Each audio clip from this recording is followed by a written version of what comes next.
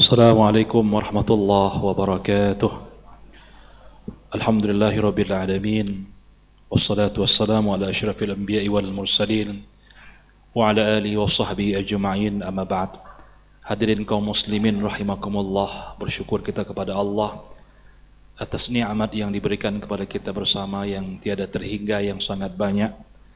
Mudah-mudahan dengan kita mengingat nikmat-nikmat tersebut, kita dapat mensyukurinya dengan jalan kita mengabdi beribadah kepadanya dan memberikan kebaikan-kebaikan kepada orang-orang yang kita cintai. Begitu pula salawat salam tidak lupa kita sampaikan kepada Rasul junjungan alam Nabi besar Muhammad sallallahu alaihi wasallam. Syafaatnya amat kita harapkan di hari kemudian kala. Hadir rahimakumullah, Allah berfirman dalam surah Al-Isra ayat 1, Subhanalladzi asra bi'abdihi laylan minal masjidil haram ilal masjidil aqsa alladzi barakna hawlahu linuriyahu min ayatina innahu huwas sami'ul basir. Maha suci Allah yang telah memperjalankan hambanya pada suatu malam dari Masjidil Haram ke Masjidil Aqsa yang telah kami berkahi di sekelilingnya, supaya kami memperlihatkan kepadanya tanda-tanda kebesaran kami. Sesungguhnya dia Allah itu maha mendengar lagi maha melihat. Ayat ini hadir rahimakumullah, ada 3 poin yang ingin kami sampaikan. Yang pertama sekali adalah bahwa ayat ini berbicara tentang peristiwa Isra dan Mi'raj. Isra maknanya adalah perjalanan Nabi Muhammad SAW dari Masjidil Haram yang ada di kota Makkah. Kita berdoa kepada Allah, ya Allah, yang hadir ini semuanya bisa nanti suatu saat diberikan kesempatan oleh Allah dapat mengunjungi Makkatul Mukarramah dan kita dapat tawaf di Ka'batullah insyaallah, amin ya rabbal alamin. Di mana Nabi diperjalankan oleh Allah, diambil oleh Allah di Mekah tersebut, tepatnya dijemput oleh Jibril di rumah Ummu Hani sebagaimana dalam hadis Sahih Bukhari disebutkan. Kemudian Nabi Muhammad SAW dibawa ke Ka'bah dan dibelah dadanya sebagaimana hadis Sahih disebutkan. Lalu Nabi itu dicuci hatinya dengan air Zam-Zam. Setelah itu Nabi Muhammad SAW dibawa oleh Jibril menggunakan kendaraan Buraq dari Masjidil Haram ke Masjidil Aqsa yang ada di kota Palestina. Namanya Masjidil Aqsa. Masjidil Aqsa itu dibangun oleh Nabi Sulaiman alaihissalam yang juga menjadi tempat peribadatan dari zaman Nabi Sulaiman dan juga nabi-nabi yang lain, Nabi Isa, juga Siti Maryam yang dimana beliau juga seorang abidah, seorang ahli ibadah, yang itu adalah ibunda daripada Isa alaihi salam. Hadirin rahimakumullah, tentu kalau kita melihat poin pertama ini bahwa Nabi Muhammad itu dalam waktu yang sangat singkat diperjalankan oleh Allah. Hanya beberapa jam dari malam itu. Orang-orang kafir Quraisy mereka tidak percaya bahwa itu sebuah perjalanan yang jauh.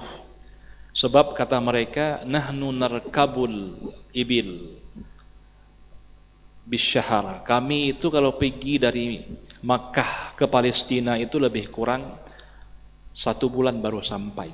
Karena waktu itu tidak ada yang namanya kereta api cepat, tidak ada yang namanya pesawat. Ini waktu itu ceritanya, hadir rahimakumullah.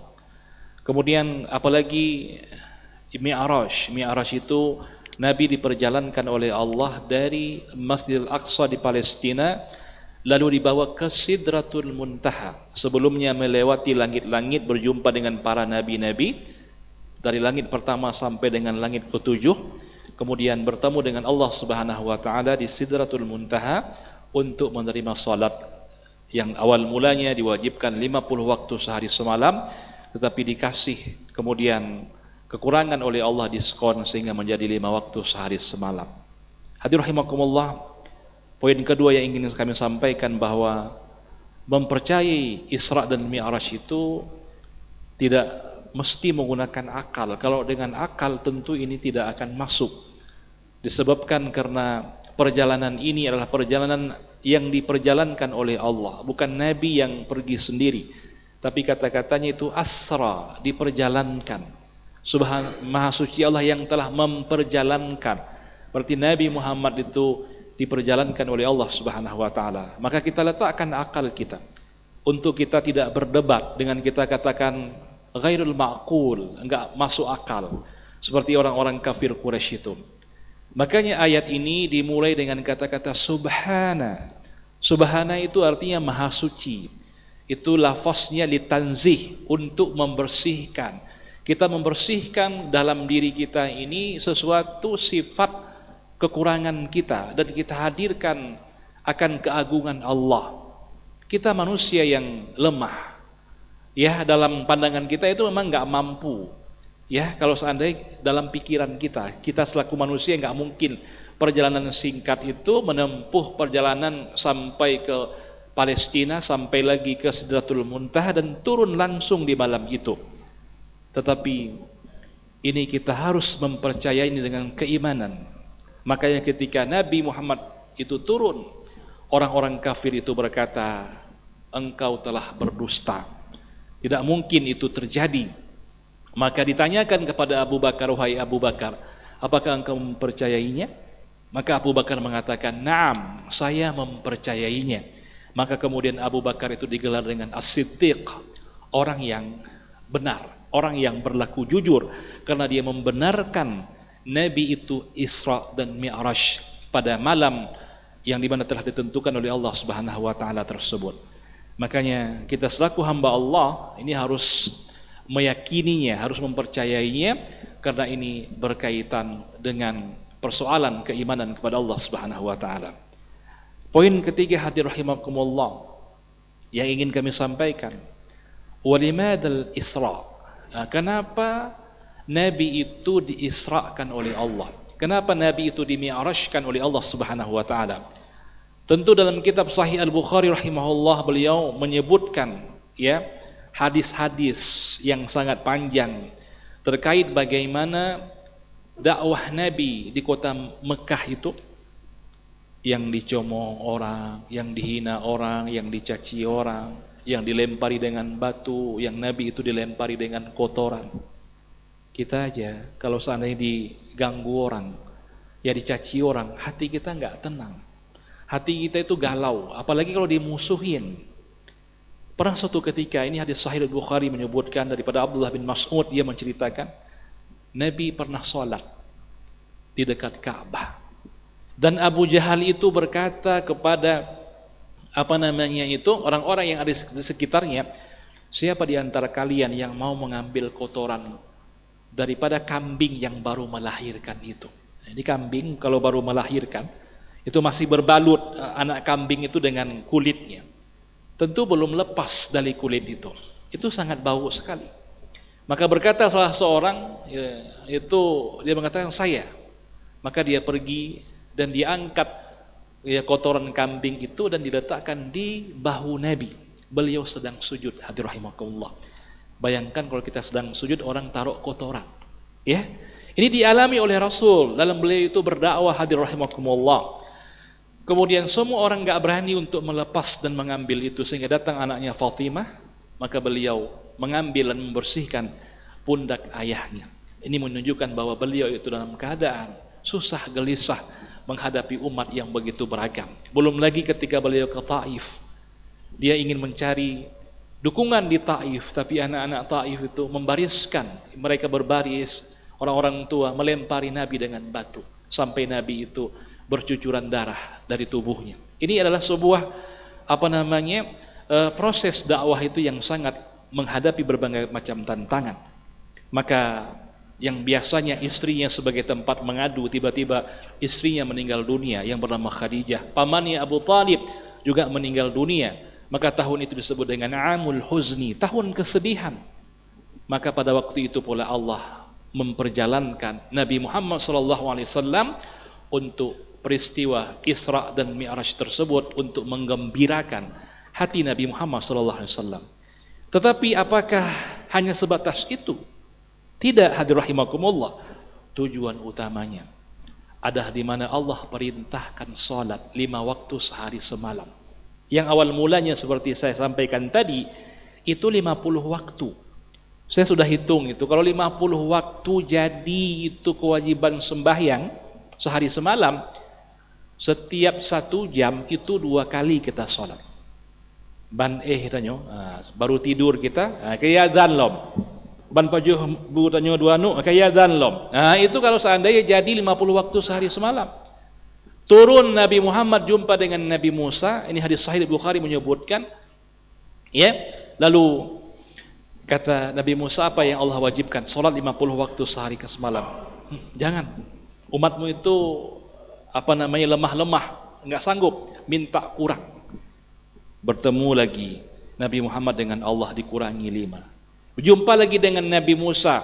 Kata Nabi Musa, minta kurang lagi. Bolak-balik Nabi Muhammad itu lebih kurang ada 9 kali untuk minta dikurangi. Akhirnya ditetapkanlah oleh Allah 5 waktu sehari semalam.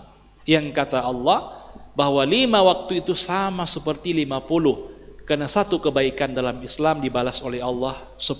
10 kali 5, 50. Jadi siapa yang sholat 5 waktu sehari semalam, maka sama seperti dia telah sholat 50 waktu sehari semalam waktunya, diberikan pahalanya oleh Allah Subhanahu wa taala. Hadirin rahimakumullah. Ungkapan Nabi Musa tadi itu sudah terbukti bahwa kita umat yang lemah, umat yang enggak sanggup sholat, walaupun 5 waktu tetap saja kita itu ya sholatnya malas. Ini sudah terbukti. Kita di Aceh, Pak, Bu, nyan masjid rayuk-rayuk, luah-luah masjid, besar-besar masjidnya. Ya itu sayang, kita kadang masjid itu enggak terisi oleh orang untuk sholat. Ya ini banyak orang yang tidak sholat. Warung-warung kopi itu banyak terbuka lebar, ramai orang di warung kopi, bahkan masjidnya berdampingan dengan warung kopi. Lebih banyak orang mengisi warung kopi.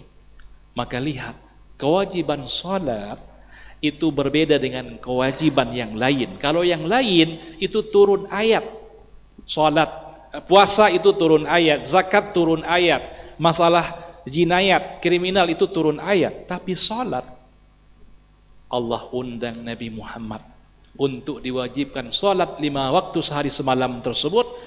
Maka ini menandakan sholat adalah sesuatu yang amat sangat penting untuk kita kerjakan. Bahkan di hari kiamat, sebagai penutup kami sampaikan, awwalu ma yus'alu bihil abdu yaumal qiyamati as-salah. Pertama yang Allah tanya kepada kita, Allah akan tanya mbak gutanyo bandum hadirin rahimakumullah, Allah tanya, as-sallaita, apakah kamu itu salat? Kalau kita salat 5 waktu, maka insya Allah yang lain itu akan menjadi beres, akan menjadi diterima oleh Allah Subhanahu wa taala. Maka saya sampaikan kepada hadirin rahimakumullah, dalam surah Al-Isra yang kami bacakan tadi banyak makna yang terkandung di situ. Maka salat ini adalah sesuatu yang dijemput oleh Rasulullah SAW. Maka kita harus jaga sampai Allah menjemput ajal kita. Kita berdoa kepada Allah, ya Allah, jadikan kami orang-orang yang mendirikan salat, jadikan keluarga kami keluarga yang mendirikan salat sampai nanti kami meninggal daripada kehidupan dunia ini. Demikian yang dapat kami sampaikan, mudah-mudahan bermanfaat. Kita tutup dengan baca doa kafaratul majlis. Subhanakallah bihamdika asyhadu an la ilaha illa anta astaghfiruka wa atubu ilaik. Assalamualaikum warahmatullahi wabarakatuh.